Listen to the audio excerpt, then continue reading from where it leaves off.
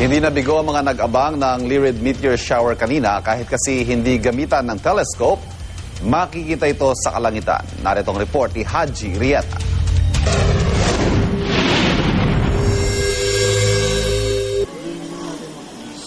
Inabangan ng marami ang taon ng Lyrid meteor shower dito sa Astronomical Observatory ng Pag-asa sa UP Diliman kagabi.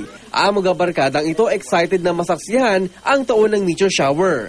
Si Patricia Tumbali, first time itong masasaksihan. Maganda po tingnan. Tapos, ako po first time ko lang po kasi talaga makita siya up close. At saka yung hinihintay talaga ng ganito. Pangatlong beses naman daw ito ni Stephanie Andaya at dito rin daw sa observatory niya nasaksihan ang mga nakaraang meteor shower. Excited, nakakaiyak, nakakilig, nakakatuwa. Ayun po, inasan. Kasi, parang, yung bata pa tayo, tapos sinasabi na kapag may nakita ng shooting star, pag mag-wish ka, magkakatotoo. Ayon kay Renato De Leon, weather specialist ng Pag-asa, tuwing Abril daw kada taon nagaganap ang Lyrid meteor shower. Ngayon yung pinaka-peak niya. Actually, madadaanan ng Earth yan April 16 to 26. Pero ngayong 22 to 23, yun yung pinaka-peak.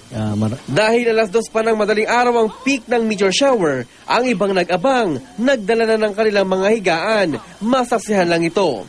Kahit hindi gamitan ng telescope, makikita ng ating mga mata ang meteor shower. Pero dahil maliwanag ang buwan, tanging ang malalaking meteor lang ang makikita. Papala rin tayo kung malalaki yung mga meteors.